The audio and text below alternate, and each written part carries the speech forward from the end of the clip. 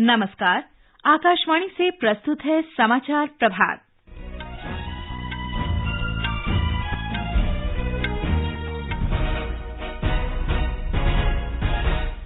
प्रधानमंत्री नरेंद्र मोदी शुक्रवार को 3 देशों जापान, पापुआ न्यू गिनी और ऑस्ट्रेलिया के दौरे पर जाएंगे। कर्नाटक में नए मुख्यमंत्री को लेकर संशय बरकरार। जल जीवन मिशन ने 12 करोड़ ग्रामीण परिवारों को नल से जल आपूर्ति प्रदान करने का नया कीर्तिमान स्थापित किया। भारत की G20 अध्यक्षता के अंतर्गत सोमवार को शुरू हुई तीसरी ऊर्जा कार्य समूह की बैठक आज संपन्न होगी। भारत ने धार्मिक स्वतंत्रता पर अमरीकी विदेश विभाग की रिपोर्ट को खारिज किया, कहा ये लक्षित और पक्षपातपूर्ण है। और आईपीएल क्रिकेट में आज शाम धर्मशाला में पंजाब किंग्स का सामना दिल्ली कैपिटल से होगा। समाचार प्रभात के साथ मैं फरहत नाज। प्रधानमंत्री नरेंद्र मोदी शुक्रवार को 3 देशों जापान, पापुआ न्यू गिनी और ऑस्ट्रेलिया के दौरे पर जाएंगे। वे इस महीने की 19 से 21 तारीख तक जापान में रहेंगे। श्री मोदी जापान के प्रधानमंत्री किशिदा फोमियो के निमंत्रण पर हिरोशिमा में G7 शिखर बैठक में हिस्सा लेंगे। बैठक के दौरान प्रधानमंत्री भागीदार देशों के साथ G7 के विभिन्न सत्रों को संबोधित करेंगे। इन बैठकों में विश्व में शांति, स्थिरता और भोजन, उर्वरक तथा ऊर्जा सुरक्षा जैसे विषयों पर चर्चा होगी। श्री मोदी शिखर सम्मेलन में हिस्सा लेने वाले कुछ नेताओं के साथ आपसी बैठक भी करेंगे। बाद में श्री मोदी 22 मई को ऑस्ट्रेलिया में सिडनी के लिए रवाना होंगे। वे वहां क्वाड शिखर सम्मेलन में हिस्सा लेंगे। सिडनी में 3 दिन के प्रवास के दौरान इस महीने की 24 तारीख को प्रधानमंत्री ऑस्ट्रेलिया के प्रधानमंत्री एंथनी अल्बनासी के साथ आपसी बैठक करेंगे। प्रधानमंत्री कल नई दिल्ली के प्रगति मैदान में अंतर्राष्ट्रीय संग्रहालय एक्सपो 2023 का उद्घाटन करेंगे। आजादी का अमृत महोत्सव के हिस्से के रूप में 47वां अंतर्राष्ट्रीय संग्रहालय दिवस मनाने के लिए अंतर्राष्ट्रीय संग्रहालय एक्सपो का आयोजन किया जा रहा है। इस वर्ष का विषय है संग्रहालय, स्थिरता और आरोग्य।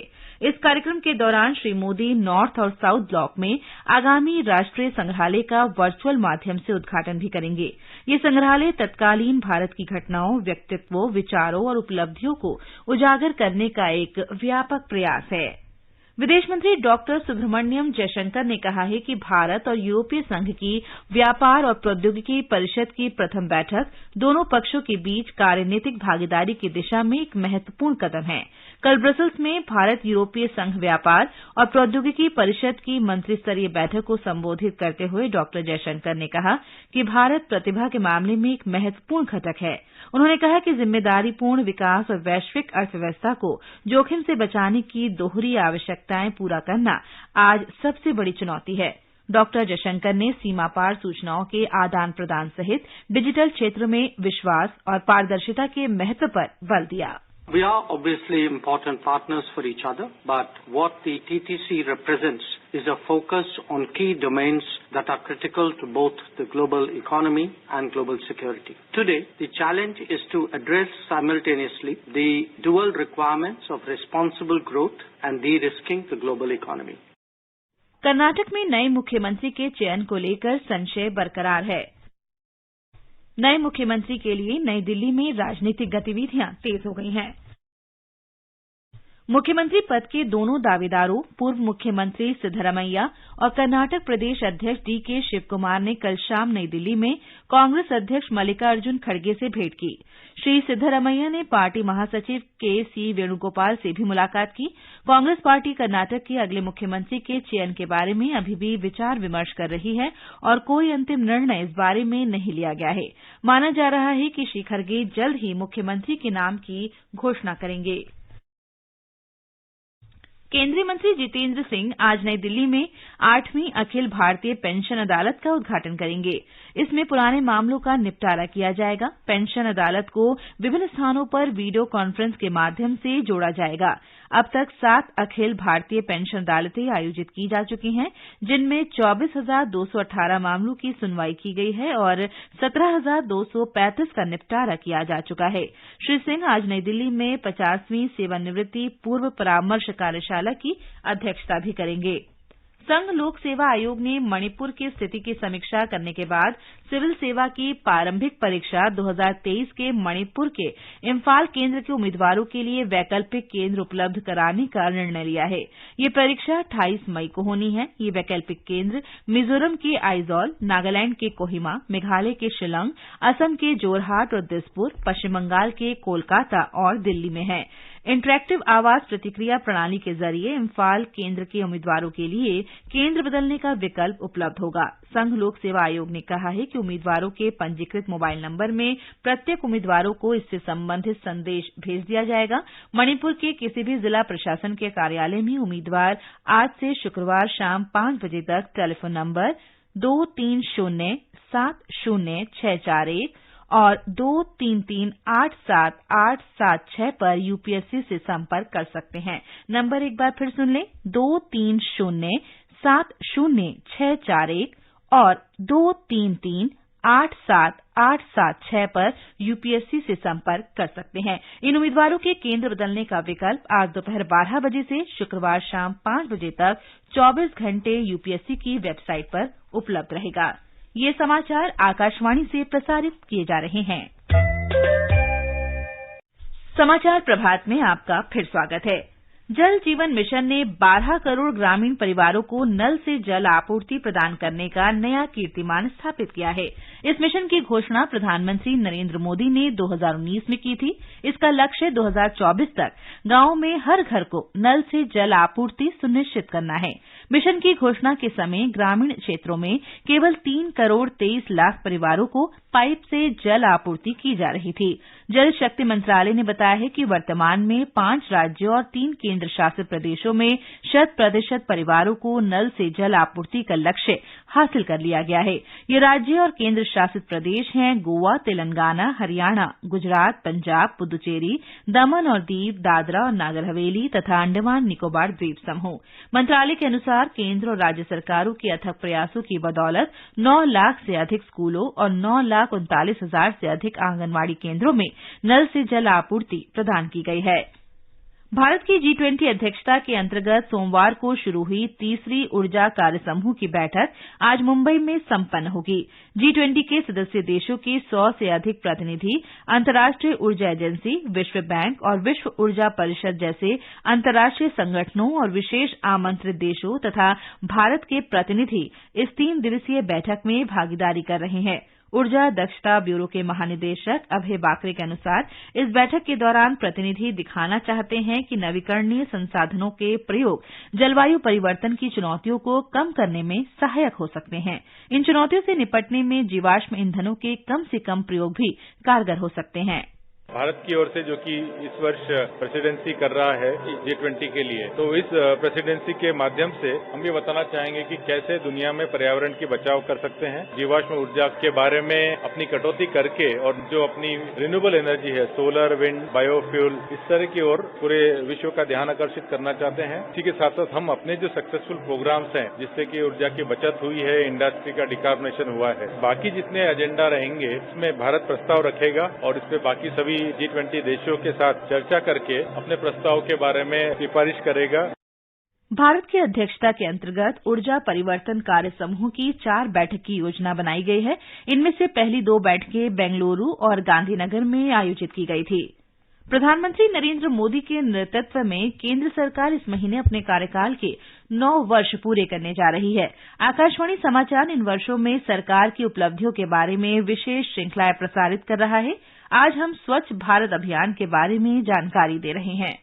इस वर्ष स्वच्छ भारत मिशन के भी 9 वर्ष पूरे हो गए हैं। पिछले वर्ष दिसंबर में मन की बात कार्यक्रम में प्रधानमंत्री नरेंद्र मोदी ने कहा था कि स्वच्छ भारत मिशन हर भारतीय के मन में मजबूती से बैठ गया है। साथियों, मुझे खुशी है कि स्वच्छ भारत मिशन आज हर भारतीय के मन में रच बस चुका है। साल 2014 में इस जन आंदोलन के शुरू होने के साथ इसे नई ऊंचाइयों पर ले जाने के लिए लोगों ने कई अनूठे प्रयास किए हैं और ये प्रयास सिर्फ समाज के भीतर ही नहीं बल्कि सरकार के भीतर भी हो रहे हैं। लगातार इन प्रयासों का परिणाम ये है, कूड़ा कचरा हटने के कारण, बिन जरूरी सामान हटने के कारण दफ्तरों में काफी जगह खुल जाती है, नया स्पेस मिल जाता है। पहले जगह के अभाव में दूर दूर किराए पर दफ्तर रखने पड़ते थे। इन दिनों ये साफ सफाई के कारण इतनी जगह मिल रही है कि अब एक ही स्थान पर सारे दफ्तर बैठ रहे हैं। पिछले दिनों सूचना और प्रसारण मंत्रालय ने भी मुंबई में, अहमदाबाद में, कोलकाता में, शिलांग में, कई शहरों में अपने दफ्तरों में भरपूर प्रयास किया और उसके कारण आज उनको 2-2, 3-3 मंजिलें पूरी तरह नए सिरे से काम में आ सके ऐसी उपलब्ध हो गई। ये अपने आप में स्वच्छता के कारण हमारे संसाधनों का ऑप्टिमम यूटिलाइजेशन का उत्तम अनुभव आ रहा है। समाज में भी, गांव-गांव, शहर-शहर में भी, उसी प्रकार से दफ्तरों में भी ये अभियान देश के लिए भी हर प्रकार से उपयोगी सिद्ध हो रहा है। स्वच्छता के मामले में भारत ने हाल ही में महत्वपूर्ण स्थान प्राप्त किया है, जो एक मील का पत्थर है। स्वच्छ भारत मिशन ग्रामीण के दूसरे चरण के तहत 50% गांव अब ODF प्लस है। ODF प्लस गांव वह है जिसने ठोस या तरल अपशिष्ट प्रबंधन प्रणालियों को लागू करने के साथ साथ अपने ODF स्थिति को बनाए रखा है। यह उपलब्धि भारत के लिए एक महत्वपूर्ण मील का पत्थर है, क्योंकि यह केवल निर्माण और शौचालयों के उपयोग से आगे बढ़कर पूर्ण स्वच्छता की ओर बढ़ रहा है। करीब 3 लाख गांवों ने खुद को ODF प्लस घोषित किया है। शीर्ष प्रदर्शन करने वाले राज्यों और केंद्र शासित प्रदेशों में तेलंगाना, कर्नाटक, तमिलनाडु, उत्तर प्रदेश, गोवा, अंडमान और निकोबार द्वीप समूह, दादरा नगर हवेली और दमन दीव और लक्षद्वीप शामिल हैं। यूनिसेफ के एक अध्ययन में पाया गया कि स्वच्छ भारत मिशन ने भूजल प्रदूषण को कम किया है। रईसुद्दीन के साथ सुपर्णा सैया, आकाशवाणी समाचार, दिल्ली। विदेश मंत्रालय ने कहा है कि अमरीकी विदेश विभाग की अंतर्राष्ट्रीय धार्मिक स्वतंत्रता संबंधी रिपोर्ट गलत सूचनाओं और त्रुटिपूर्ण समझ पर आधारित है। रिपोर्ट के बारे में मीडिया के सवालों पर विदेश मंत्रालय के प्रवक्ता अरिंदम बागची ने कहा कि अफसोस है कि ऐसी रिपोर्ट गलत खबर और दोषपूर्ण समझ पर आधारित है। उन्होंने कहा कि कुछ अमरीकी अधिकारियों द्वारा लक्षित और पक्षपातपूर्ण टिप्पणियों से ऐसी रिपोर्टों की विश्वसनीयता और भी कम हो जाती है। विदेश मंत्रालय के प्रवक्ता ने कहा कि भारत अमरीका के साथ अपनी साझेदारी को महत्व देता है और आपसी मुद्दों पर स्पष्टता से संवाद जारी रखेगा। पाकिस्तान के उच्च न्यायालय ने पूर्व प्रधानमंत्री इमरान खान जमानत अवधि अगले महीने की 8 तारीख तक बढ़ा दी है। उनके खिलाफ हिंसा और देशद्रोह के 2 मामले हैं। मुख्य न्यायाधीश आमिर फारूक ने वकीलों की दलीलें सुनने के बाद पाकिस्तान तहरीक-ए-इंसाफ पार्टी के प्रमुख इमरान खान की जमानत 8 जून तक बढ़ा दी है। और आईपीएल में पंजाब किंग्स का मुकाबला आज शाम में धर्मशाला में दिल्ली कैपिटल से होगा। मैच शाम 7:30 बजे शुरू होगा। कल रात लखनऊ सुपर जायंट्स ने लखनऊ में मुंबई इंडियंस को 5 रन से हरा दिया। और अब समाचार पत्रों की सुर्खियों के साथ हैं निखिल कुमार। धन्यवाद फरहत। कर्नाटक में मुख्यमंत्री के पद को लेकर अनिर्णय की स्थिति को अलग अलग अखबारों ने सुर्खी बनाया है। जनसत्ता लिखता है, कर्नाटक में नेतृत्व पर फंसा पेच, सिद्ध शिव अपने अपने दावे पर। दैनिक भास्कर की सुर्खी है, मुख्यमंत्री के नाम पर सस्पेंस कायम, खरगे आज बेंगलुरु में खोलेंगे राज। नव भारत टाइम्स के शब्द हैं, कश्मकश जारी, सीएम तय करने अब राहुल भी उतरे। संसद भवन की नई इमारत तैयार, कुछ ही दिन में प्रधानमंत्री कर सकते हैं इसकी शुरुआत। नव भारत टाइम्स सहित अधिकतर अखबारों की खबर है। हरिभूमि की सुर्खी है, नया संसद भवन 4 मंजिला, पुरानी इमारत से 17,000 वर्ग मीटर बड़ा, इस पर भूकंप का असर नहीं होगा। मानसून 3 दिन की देरी से 4 जून को केरल पहुंचेगा, लगातार 5वें वर्ष सामान्य बारिश। दैनिक भास्कर की सुर्खी है, वह हिंदुस्तान ने मौसम का मिजाज शीर्षक से लिखा है, सुबह की शुरुआत आंखों में जलन के साथ हुई, दिल्ली एनसीआर को दम घोंटू धूल ने ढका। जनसत्ता की खबर है, इस बार केरल की दक्षिण पश्चिम मानसून कुछ देरी से दस्तक देगा। जानबूझकर खतरा बढ़ा रहे हैं बीपी के मरीज, विश्व हाइपरटेंशन दिवस के अवसर पर अमर उजाला ने इसे सुर्खी बनाया है। महिलाएं ग्रामीण व आर्थिक रूप से कमजोर लोग बनाते हैं दवा से दूरी, दवाओं से नियंत्रित हो सकता है बीपी। हिंदुस्तान की सुर्खी है, साइलेंट किलर की तरह है ये रोग, देश में 58% रोगी बीमारी से बेखबर। यमुना के किनारे एडवेंचर ट्रैक बनाने की खबर भी लगभग सभी अखबारों ने प्रकाशित की है। अमर उजाला की सुर्खी है, एलजी ने सिग्नेचर ब्रिज के पास रखी परियोजना की नींव। अंत में मुख्य समाचार एक बार फिर। प्रधानमंत्री नरेंद्र मोदी शुक्रवार को 3 देशों जापान, पापुआ न्यू गिनी और ऑस्ट्रेलिया के दौरे पर जाएंगे। कर्नाटक में नए मुख्यमंत्री को लेकर संशय बरकरार। जल जीवन मिशन ने 12 करोड़ ग्रामीण परिवारों को नल से जल आपूर्ति प्रदान करने का नया कीर्तिमान स्थापित किया। भारत की G20 अध्यक्षता के अंतर्गत सोमवार को शुरू हुई तीसरी ऊर्जा कार्य समूह की बैठक आज संपन्न होगी। भारत ने धार्मिक स्वतंत्रता पर अमरीकी विदेश विभाग की रिपोर्ट को खारिज किया, कहा ये लक्षित और पक्षपातपूर्ण। और आईपीएल क्रिकेट में आज शाम धर्मशाला में पंजाब किंग्स का सामना दिल्ली कैपिटल से होगा। इसके साथ ही समाचार प्रभात का ये अंक समाप्त हुआ। नमस्कार।